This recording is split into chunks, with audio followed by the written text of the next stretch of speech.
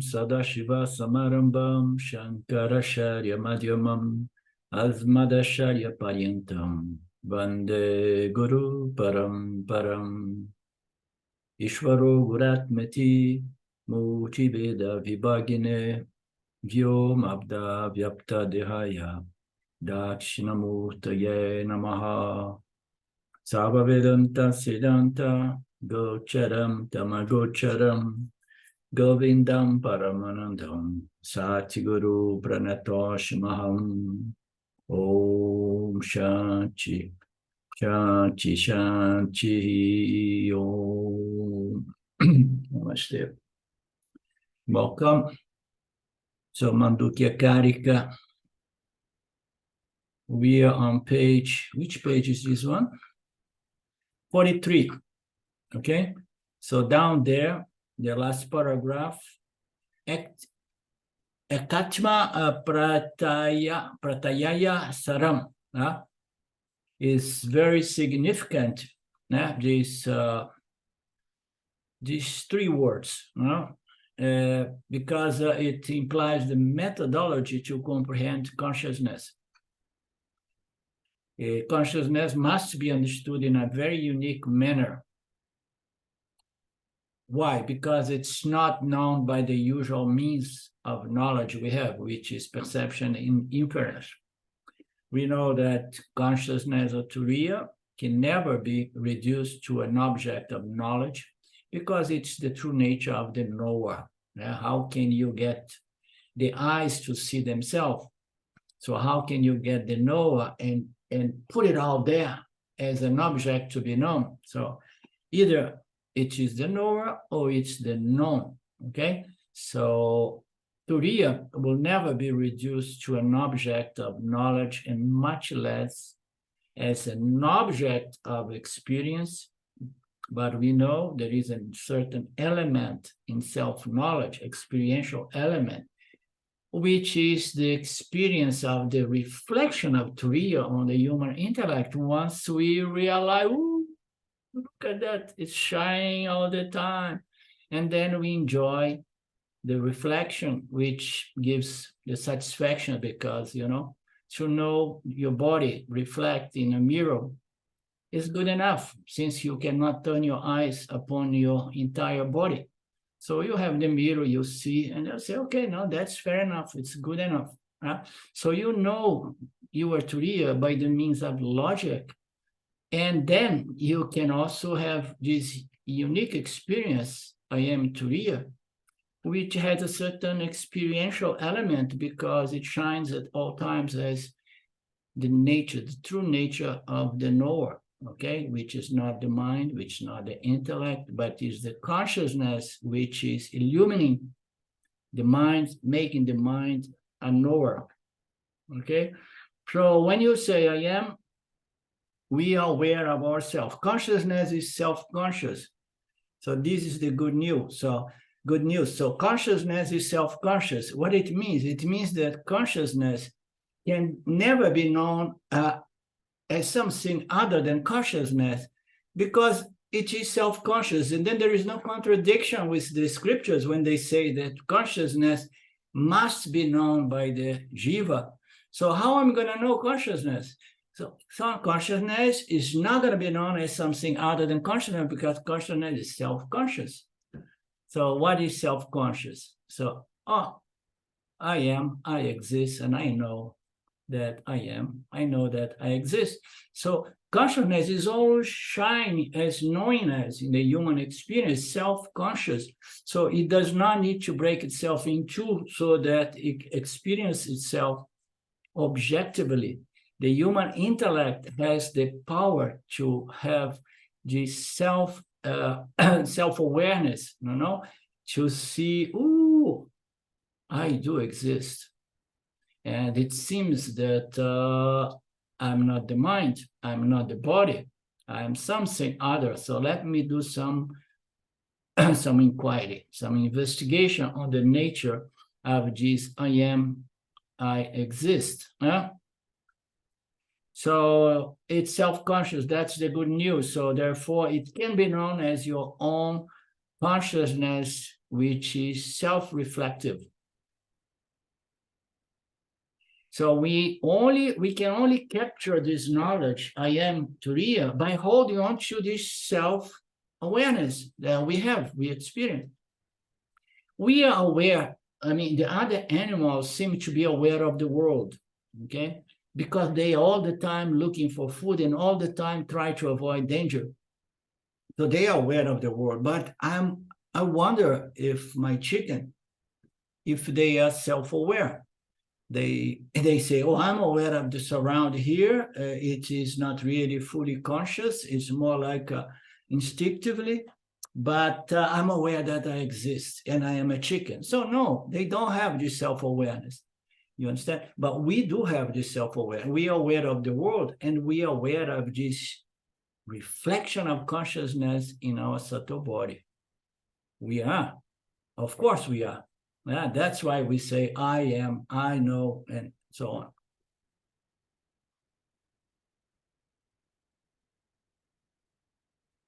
Therefore, this continuous awareness is the ekatma pratyaya, means continuous self-reflection. This continuous self-awareness or self-reflection is the saram, an indicator or a pointer that needs to be traced back, like the people there, Nisargadatta and others used to say, yes, and Ramana Maharaj as well, trace the mind back. So just ask yourself, so what is this mind? So the mind is an indicator, is a pointer. So this self-awareness is the pointer.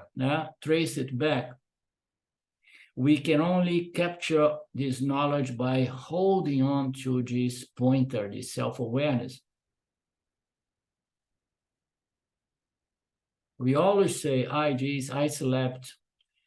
I was walking outside during my waking state, and then this and that. So the I is all the time there shining.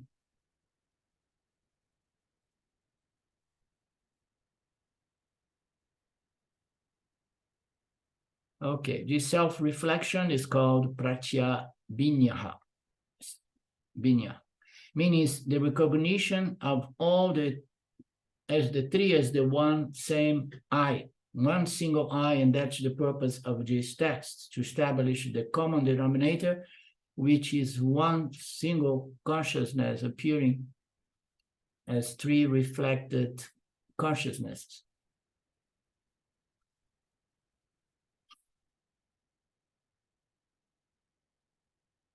And then Swami presents another verse in another text that says, when I equate the awaker with the dreamer or the awaker with the sleeper, I make a mistake if I take it superficially.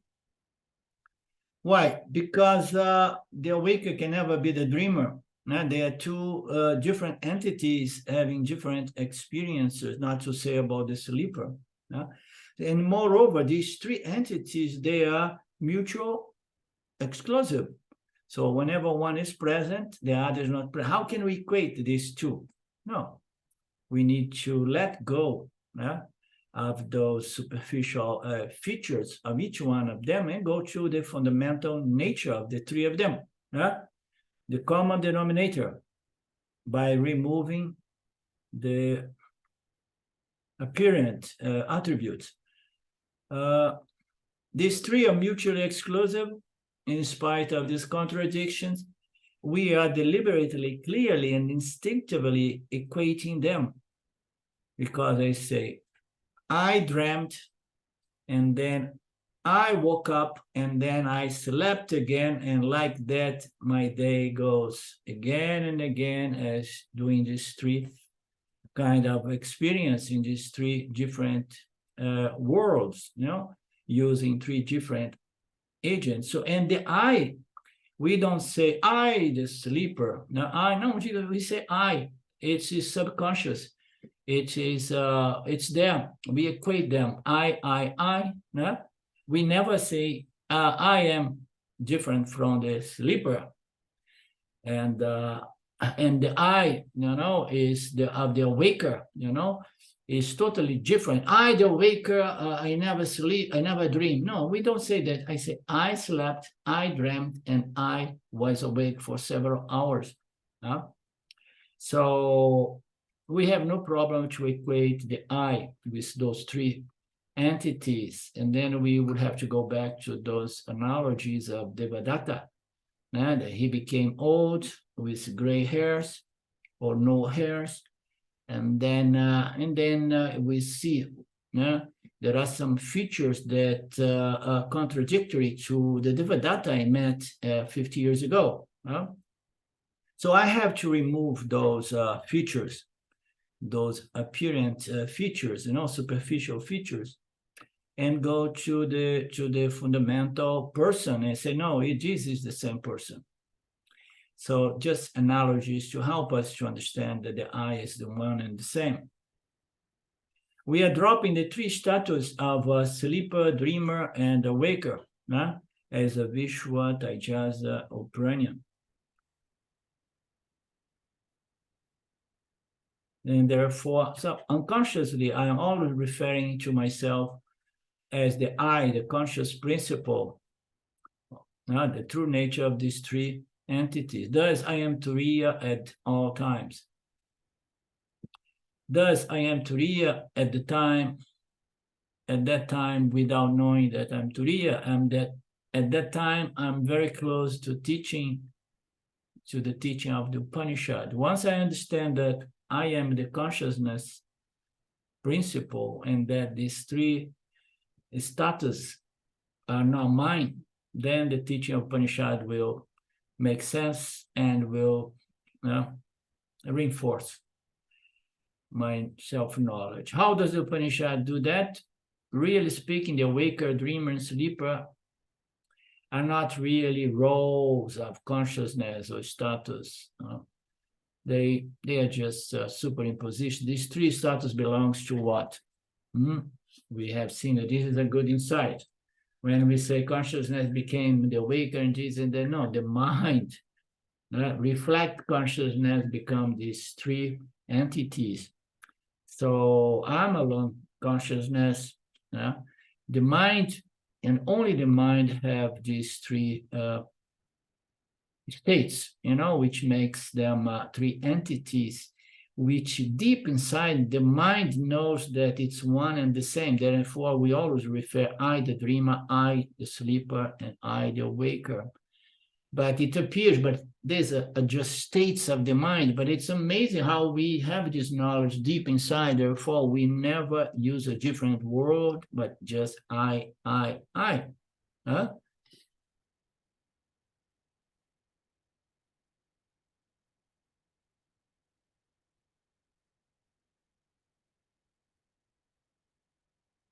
Therefore, these three entities, these three status belong to the mind, not to myself as Turiya. Who am I? I am Turiya. I'm the witnessing consciousness who reveals those three entities or those three mental states. I'm Turiya always. I need not to go to Nirvikalpa Samadhi to know that. I should learn to claim here and now that these three entities belong to the mind, but the mind is just an object occurring within myself. I am the conscious principle. The mind is the instrument by which I experience these three entities and these three orders, apparent orders, in which I transact. So more will be said about this seventh mantra later on. Gaudapada will say more, and we're going to be patient and wait for it. So right now, we're going to see other commentaries from him. So, but before there is, I think, a review, saying that long expression made of those three words that are combined here as one word is a technical and very profound word. It's a method that I should use to understand that I am Turiya. I'm always associated with three states. I am neither one of those three entities, even though I continuously shift, appearance, I shift from one to another to another. Okay. So we have already established that Turiya does not really associate with the mind. The mind suffers three different states or experiences three different states. I mean, in truth, experience numberless states during the day even. But technically speaking, we have these three states: a waker, a sleeper, and dreamer. Yeah? And this means to say that the mind experiences three states, and the association with consciousness is absolutely indispensable, because without consciousness, no superimposition is possible. Yeah? So the mind must be there, and the mind goes through many states. In those states, we experience the objective reality, duality, differently. Okay, but all of that depends on the basis of consciousness on which these superimpositions are possible. Yeah? So I'm always associated with one of these three states, but I'm never really associated, because the mind may say I am the waker, although the mind tends not to say I am the waker. The mind says I was awake, I was asleep, and we have established this beautiful logic already. So I'm neither a waker, I'm a dreamer, so I can say in retrospective that I, consciousness, I'm not the mind. The mind may or may not identify as the waker, the dreamer, and the sleeper, but I am not the mind. I'm not the body. I'm not the body-mind complex. So it appears that I am shifting between these three entities, these three states, these three agents. Why? Because it's just an appearance, because I'm all pervasive. Since I'm all pervasive and my Ishvara projects these entities on my scope, on my very nature as conscious existence, it appears that I am shifting from one entity or another entity, or in another word, I'm shifting from one mental state to another mental state, another mental state. I don't shift, I don't move. I am a karta. I am nirvikara. I don't change. The mind changes, the mind shifts. You understand? So it appears that I shift, but there is no shift whatsoever.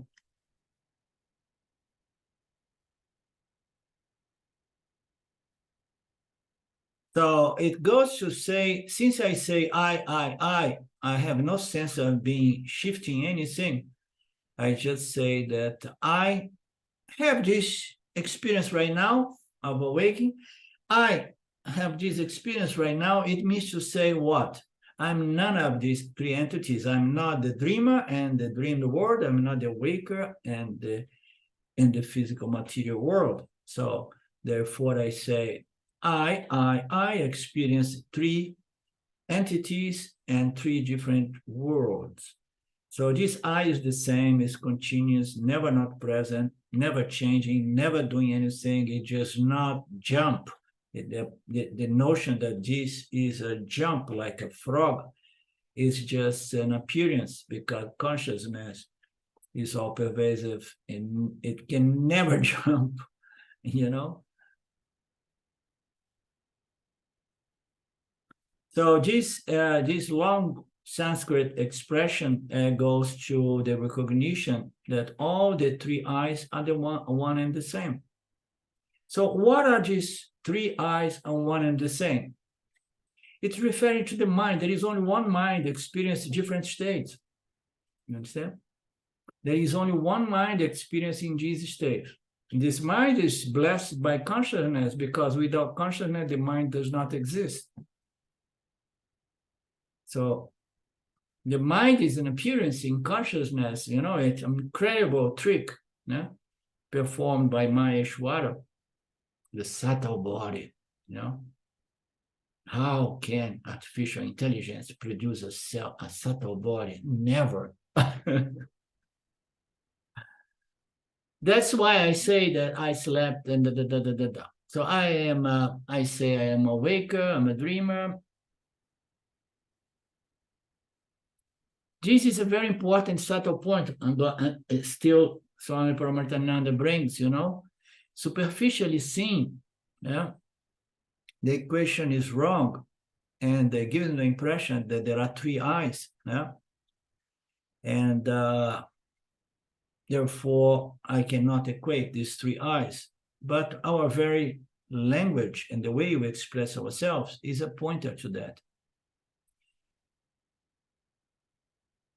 There is only one mind. Point I want to make here, there is only one mind to experience so many different states. Some states are good. Some states are not very good and not very pleasant. Huh? But it's the mind. Yeah? And I'm not the mind in all its changing states.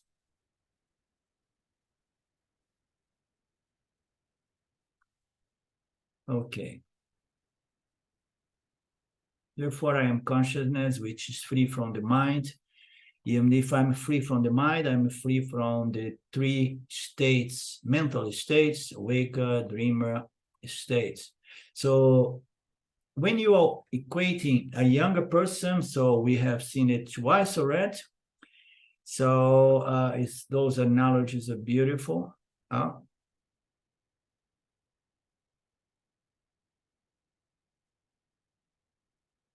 The word I is the same. Okay. Therefore, this self-awareness reveals the Turiya, going back to the Katima Prajña, the self-awareness, self-consciousness, this self-aware nature of human consciousness, is the one equating the waker and the dreamer and the sleeper. And by doing that, indirectly, it's establishing that there is something other than the three. Okay? So if I'm aware of the experience as an awaker, the experience as a dreamer, the experience as a sleeper, so I must be something other than the three entities. So this self-awareness is already revealing itself as something other than the three mental states, which is free from all of these states. Therefore, through that's around the trail, tracing back the I to Turiya is recognizable. And this Turiya must be known if our goal is liberation. Again, so how I'm going to know Turiya? Oh, through the intellect, the mind, because the mind is self-reflective. It's going to know its true nature by reflecting upon the statements of identity of the Upanishads with the help of a competent teacher, and furthermore, it's going to experience. And it's not going to miss out on this experience in the similar way we do not miss out in regards to the presence of space accommodating every object we get in contact with, and we don't miss out on the presence of light illumining and revealing, so we will never miss out the presence of consciousness shining in the human mind and producing this human consciousness with self-awareness, which allows it to trace this self-reflection back to its very nature, okay? So that is self-recognition, self-knowledge, moksha, which seems to be the purpose of the human experience.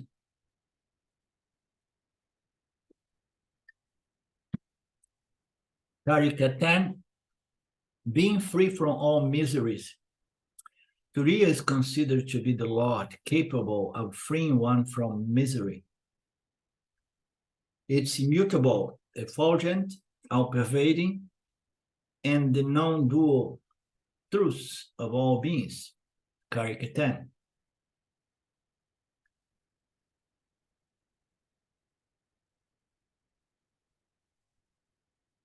So Gaudapada here is presenting Turiya as the Lord. So it's an interesting expression. So to avoid confusion, it's Turiya is the very nature of the Lord, the Creator. Turiya is the very nature of Brahman. And it's non-dual, therefore there is no chance, potential for any misery or unhappiness. So it's free of misery. Yes, of course, Turiya is not an experiencing entity, and it does not even experience itself, it seems. No, it's just pure conscious existence. And it can only experience itself and experience duality when it appears as this intelligent biological organisms shining with self-consciousness, self-awareness. And then it can experience itself. And then it's going to suffer the misery of not understanding what's going on, why we are here, how to be happy in this crazy world, and then misery is unavoidable. But Turiya consciousness is free of all miseries. Of course, it's free of all miseries. It's one without a second. It's oneness, is non-duality. And it's not something invisible because it is self-effulgent. It's self-shining. It shines as the world, again, going back to Ramji and the shining world. What a beautiful name he picked up, although it was not understood by almost very, very few people. It's immutable. Yeah, it does not change. Nirvikara. It's one without a second. Of course, there is no question of change, but it's always ever present or never not present. It's all pervading. It's non-dual. And it is the true nature of all beings, establishing once again the nature of Turiya, as revealed in the mantra, in the seventh mantra, which was the richest and the most important mantra, a mantra of the Upanishad.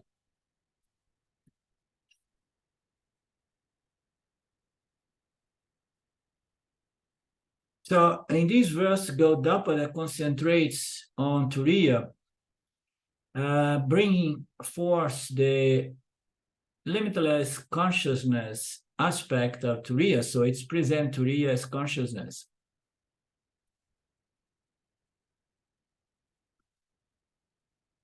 Because maybe because of the passage here that says Turiya is considered to be the Lord, the Lord of all universe, pure knowledge, supreme intelligence, is pure knowledge, pure consciousness. So here Turiya is present as pure consciousness. It's of the nature of pure consciousness, not knowing, not the knowing consciousness. So what is this knowing consciousness? It's the knower, the Jivatma. The Jivatma is a knowing entity. Experience, what it knows anything that appears before itself. It lives in duality. The duality is the knower entity, the known objects, meaning to say the world, and the knowing process. So Turiya is of the nature of pure consciousness, which is not a knowing consciousness. Ooh, wow, how strange. How can consciousness, which is equated as knowledge, pure knowledge, not be a knowing consciousness? No, it becomes a knowing consciousness once duality comes into place, and then the human consciousness appears, and then this human consciousness becomes the knower. Why? Consciousness alone has nothing to know because it's one without a second. Only reflect consciousness can know because it's a phenomenon within duality.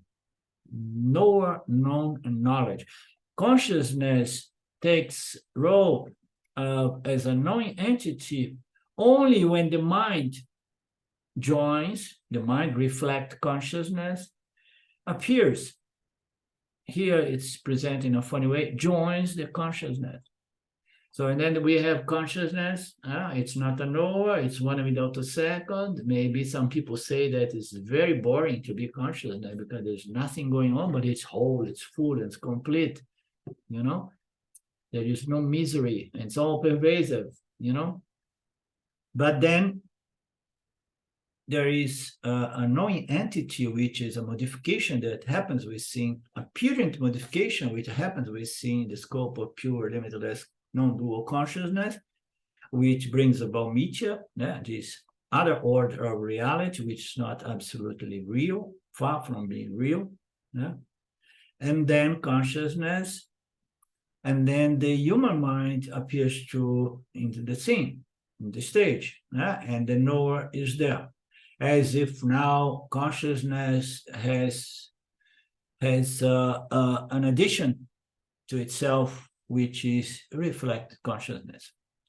Because everything is happening in consciousness, even all these reflections, this little spike of reflect appearing consciousness as what? As a projection on the screen of consciousness, or a reflection in the mirror-like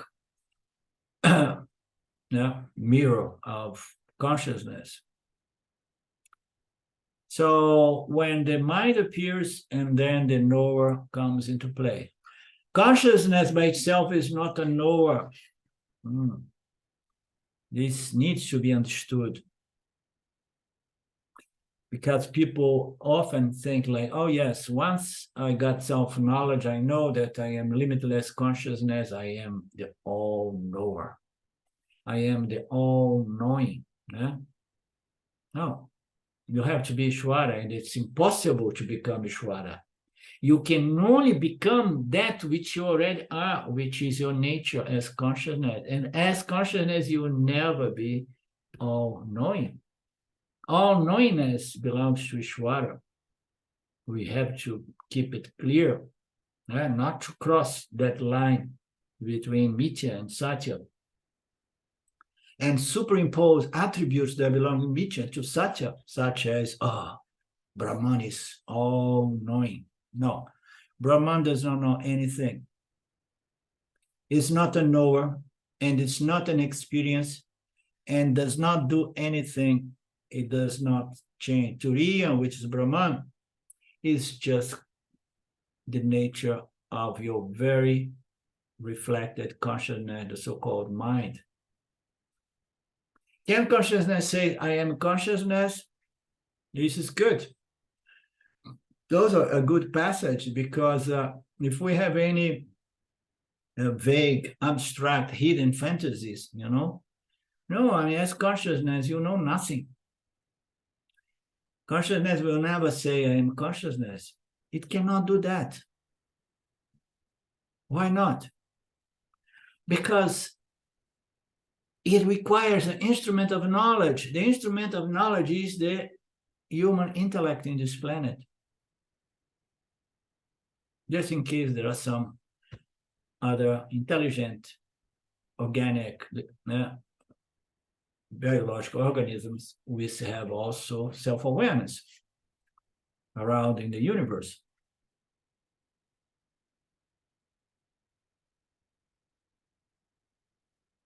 Consciousness requires the mind, the instrument, to be a knower. Consciousness requires the mind, the subtle body, and requires a thought, a relevant thought. What is the most relevant thought? Oh, self-aware. Oh, now we talk. I am. And I know that I am. And now I want to really have fun here in the realm of duality. I am the great Jiva. So consciousness requires the mind and relevant thoughts. only in the presence of the mind and the initial thought, yeah, I become a knower of the world, the objective world of, Turiya is the knowing consciousness principle. Woo! So before we are kind of digesting the fact that Turiya is the non-experiencing consciousness principle, and that was already difficult to digest. Oh my God, I am Turiya and I'm not an experiencing consciousness principle. No? And now Swamiji comes and say, you are Turiya, which is the not knowing consciousness principle. So you are not an experienced entity and you are not a knowing entity. What is in that for me then? If I cannot experience and if I cannot know, huh? What do you think?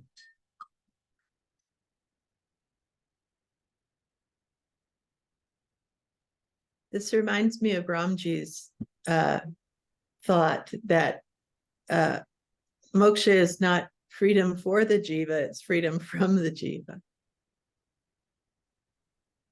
Definitely. It's both. It's for the jiva, but it's freedom from the ignorant jiva.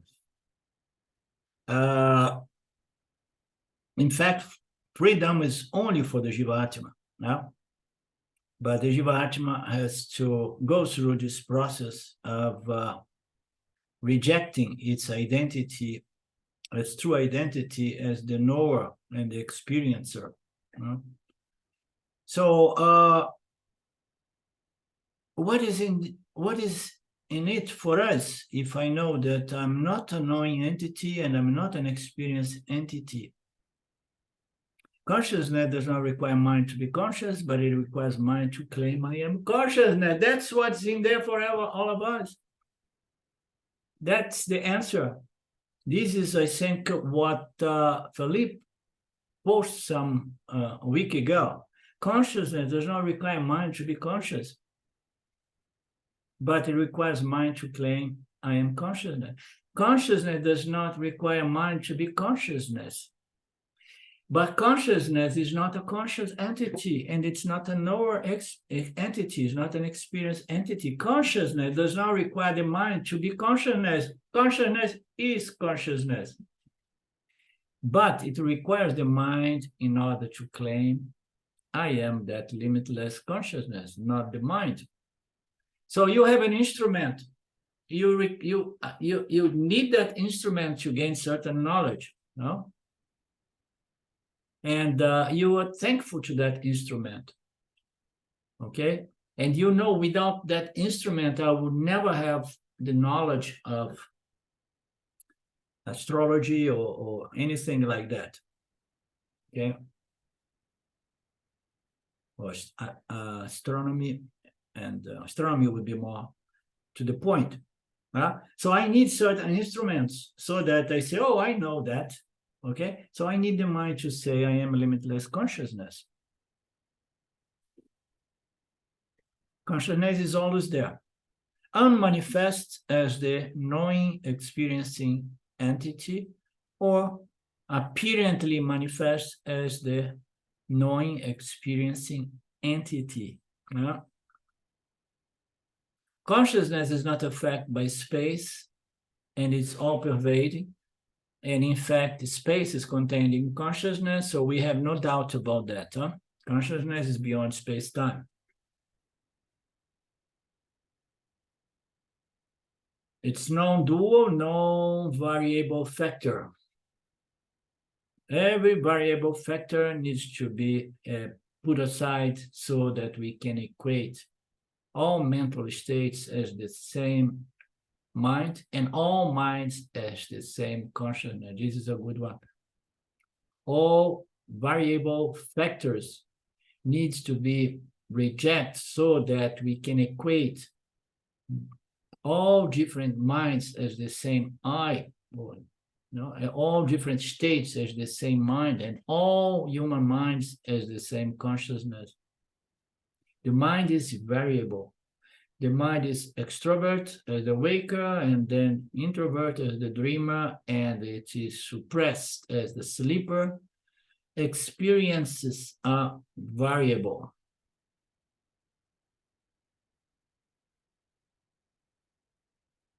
Turiya consciousness reveals all the variations, all variable factors by its mere presence without doing anything.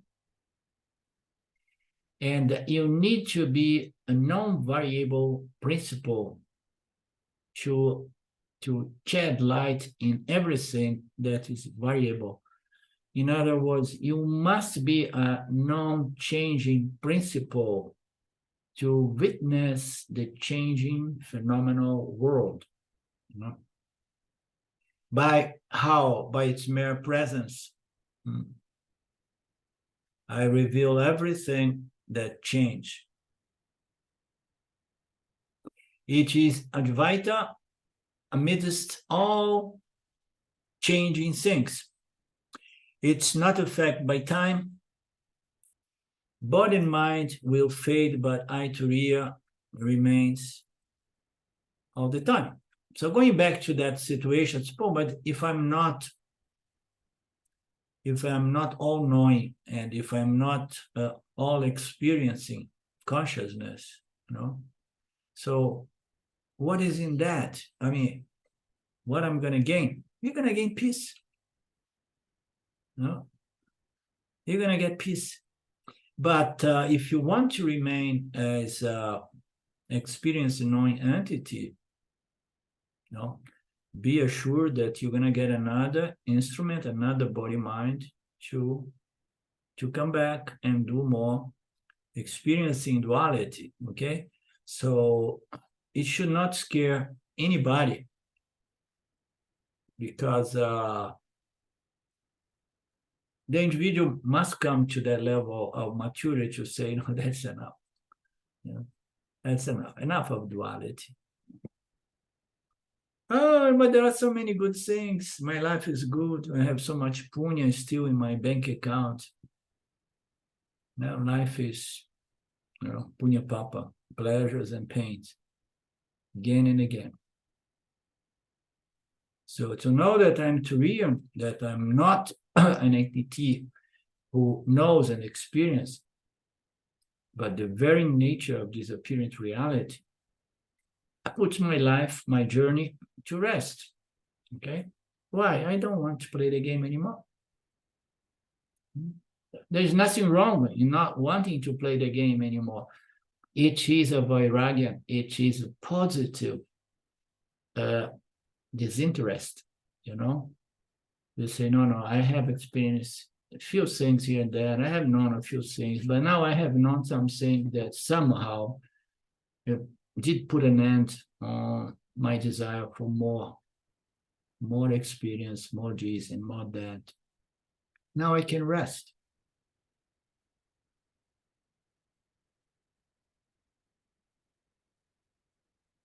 Turiya is the most powerful master. So now he will say here that Turiya is the Lord of samsara, the Lord of Mithya. Turiya, let's see what he says here. Turiya is the most powerful master or Lord of samsara because it is free of sorrow and suffering and afflictions.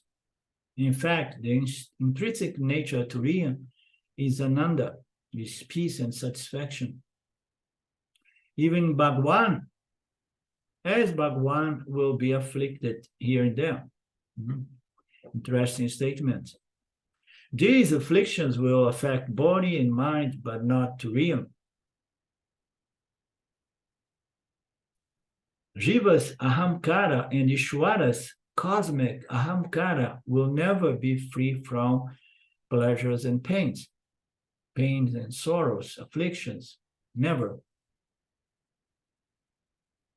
To get free from samsara altogether, we need to establish our identity in Turiya, not in Bhagwan as a great devote of Bhagwan. So is Bhagwan the Lord of the universe? If he is not really in its cosmic expression free from affliction and sorrow, the first time I see this statement, because he presents here the cosmic ahamkara of Ishwaras, which is the total mind, the total knowledge, is contained with, with all the vasanas. And there are periods, such as the so-called Kali Yuga, in which, the totality lives through a lot of affliction as well. So never mind, it's not really much relevant. The most relevant is to be free of affliction. We need to establish our identity in Turiya, in consciousness. So if you guys have anything to add, please feel free.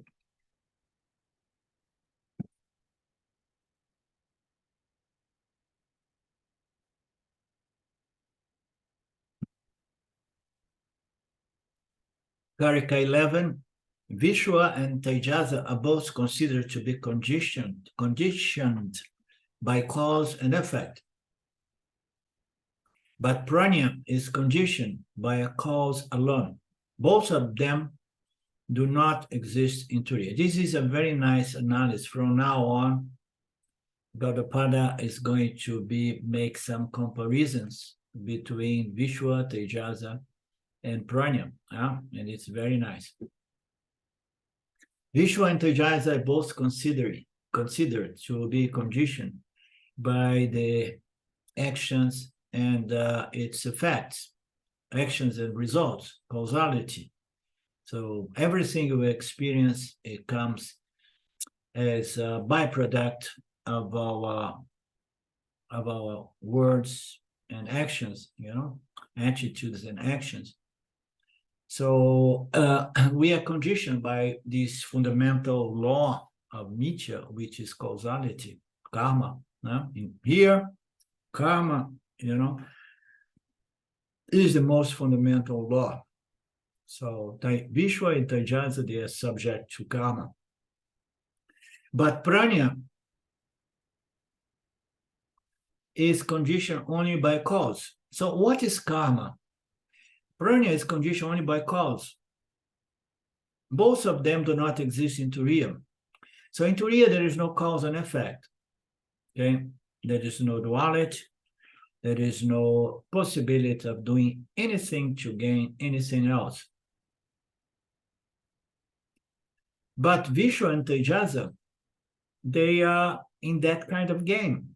Karma, cause and effect, actions and effects of actions, my Parabada.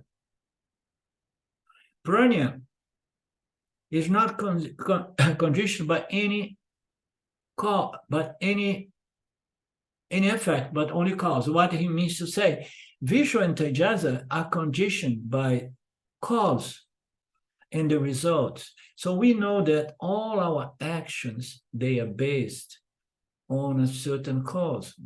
And since we are in a Vedanta class, the cause is avidya, is ignorance. So Visva is ignorant in respect to its true identity nature and experience certain effects. Taijasa is equally ignorant of its true nature and experience the effect of that ignorance. Prajña is conditioned by ignorance, but the ignorance of the Prajña is different. It's an ignorance that does not produce a response. So he does not know its true nature, but he is not in the field of cause and effect. There is nothing going on in the Prajña universe. Therefore, he is conditioned by a mass of dense avidya, ignorance alone. There is only ignorance. That's why, again and again, we need to see the value of that proverb, that expression, ignorance is bliss, that can be understood in so many different levels. Prajña is totally ignorance. The Visva is partially ignorance you know, I mean, it's the thing is, the ignorance of the Vishwa is such that he does not know, but he does not know he does not know. He does not know, but he believes that he knows. You understand? The ignorance is there, but he takes bad knowledge to be knowledge. And then he suffers. The effect of not knowing, okay, is an assumption that I know. You understand? And then the Vishwa knows what it knows. Most of it is ignorance. And then the Taijasa as well. So they suffer from the cause, which is ignorance, and the effect, which is bad knowledge, which is conducive to bad actions that brings about more avidya, more cause, more ignorance. But Prajña is there enjoying total ignorance alone, producing no effect.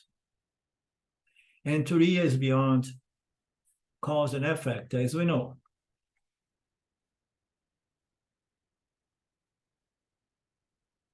So in this verse, beginning from the 11th, this is the 11th,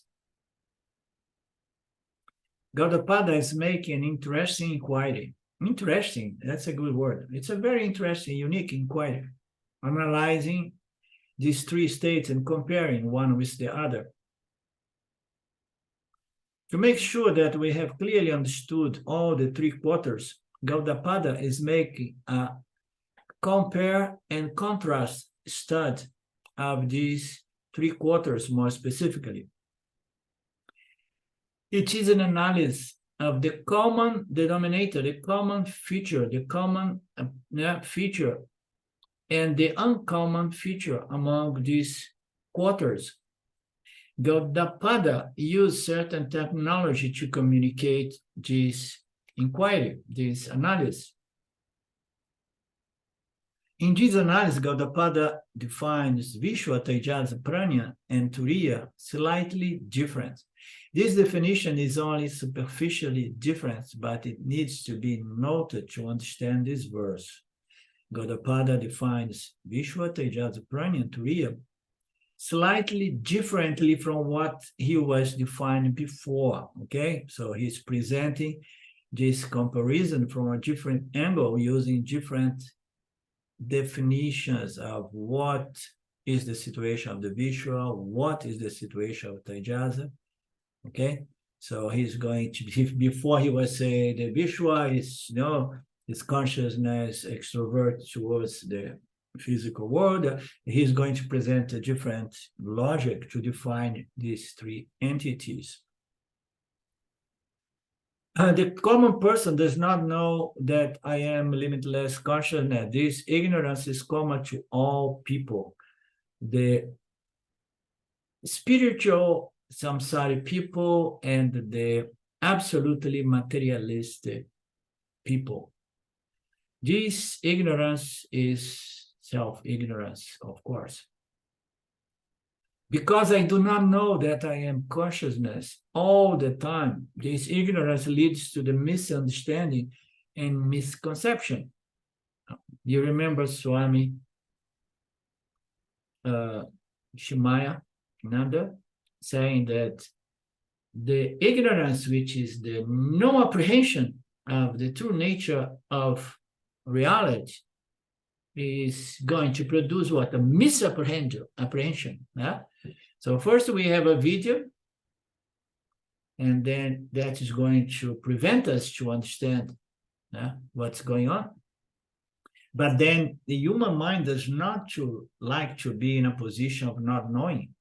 The non-apprehension immediately is going to precipitate a wrong apprehension or misapprehension. Have you seen a human being who likes to say, I don't know, I don't know, I don't know? Human being always like, no, I know this, I know that. No. It's human nature. Yeah?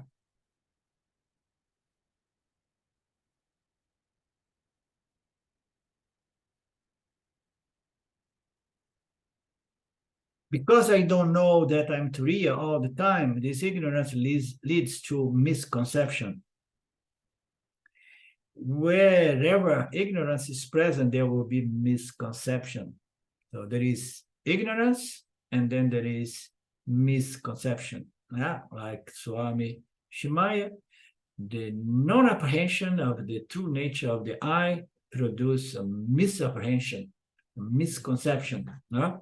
Self-ignorance leads to self-misconception.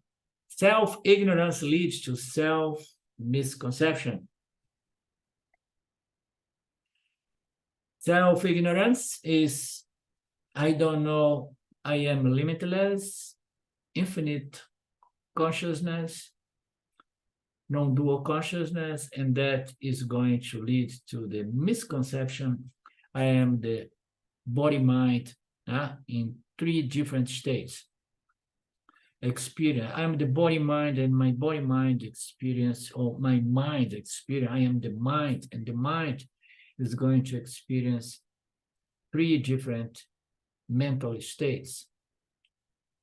Now, Gaudapada explains who among the 3 has got self-ignorance and self-misconception. Both the awaker and the dreamer have self-ignorance and self-misconception. I don't understand what I am. I don't understand what's going on here, what's the purpose of all of that. And then I bring about my own conclusion. I say, oh, yeah, the thing here is just to grow rich and just to consume experience and get as much sensory satisfaction as possible. Thus, the cause is self-ignorance, and the effect is misconception. I am the body-mind.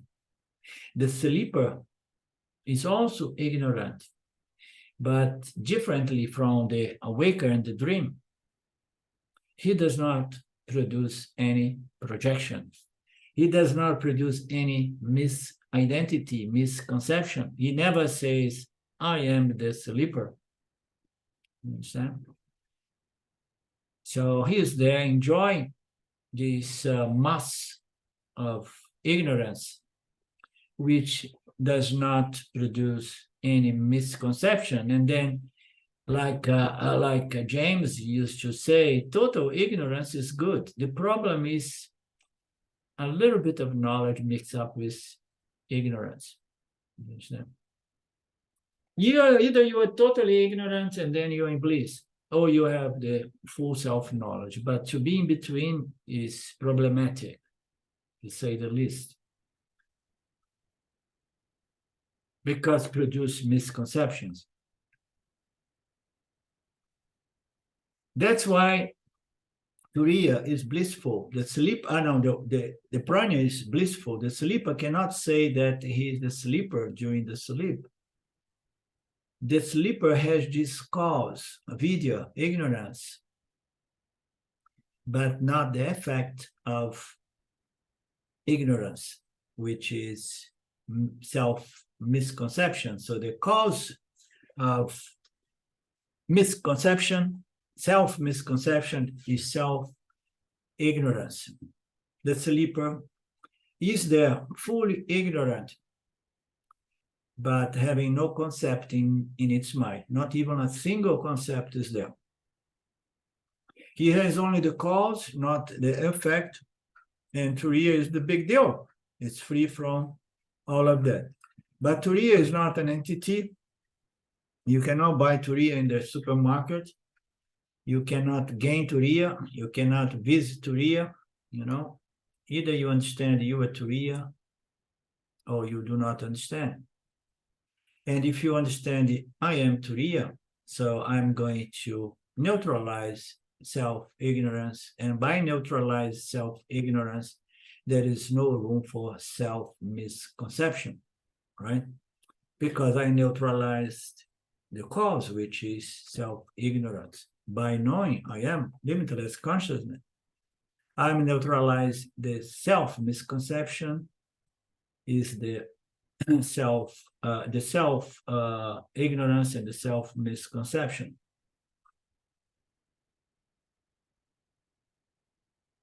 And we're going to carry on this topic, which is very, very nice. Anything from you guys?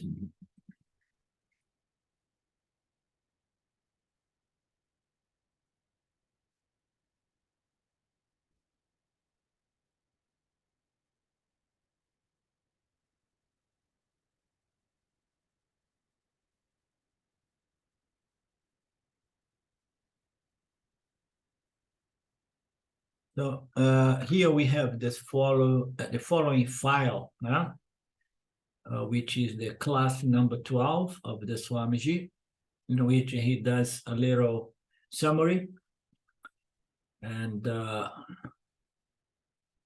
we don't need to go back into something that we have just covered right now. The method was presented to us. The method is to understand, that consciousness is never associated with anything, but it's apparently blessing these three entities. So these three entities, and the Visva being the most important, is always associated with consciousness. And it will never be able to dissociate. But it has to understand that its true nature, which is consciousness, is not really associated with the Visva.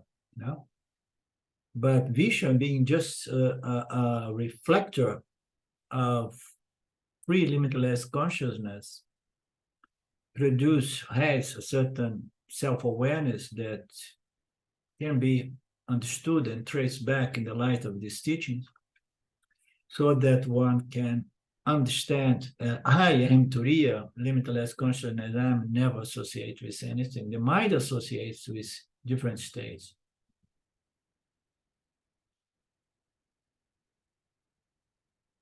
So Jesus understands, like all understands we gain from the Upanishads and our texts, serves the purpose to help us to be able to claim, I am Turiya nature, I am free, limitless, infinite conscious existence of non-dual nature. Why we need these understandings?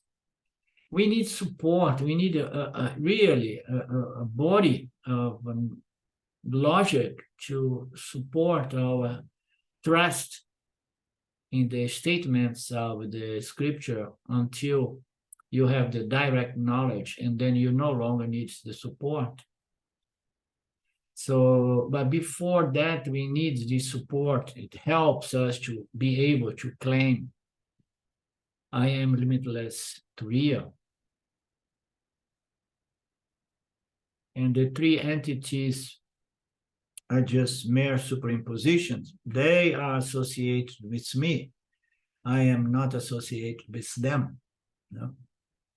But without I, conscious existence, they don't enjoy any order of reality, not even a mutual order of reality.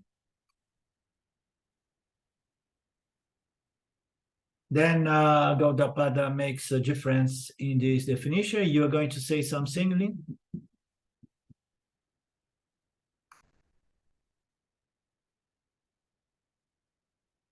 So Gaudapada makes a small difference, as we have just encountered. The misconception is a byproduct of a cause, and the cause is self-ignorance.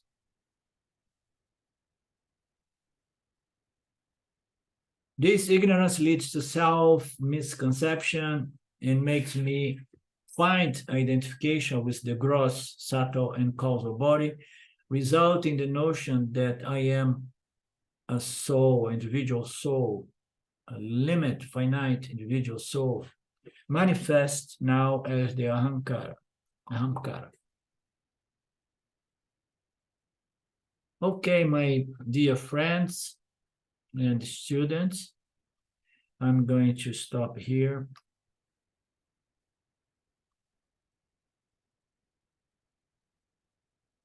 And we meet again next Monday. Ishwara allowing. Om Purnamada Purnamidam Purnamudachyate Purnasya Purnamadaya Purnamevavashishyate. Om Shanti Shanti Shanti Om. Namaste. Thank you, Orlando. Meet this coming month. Bye now. Thank you. Thank you. Thank you, Arlinda. Bye now. Bye bye.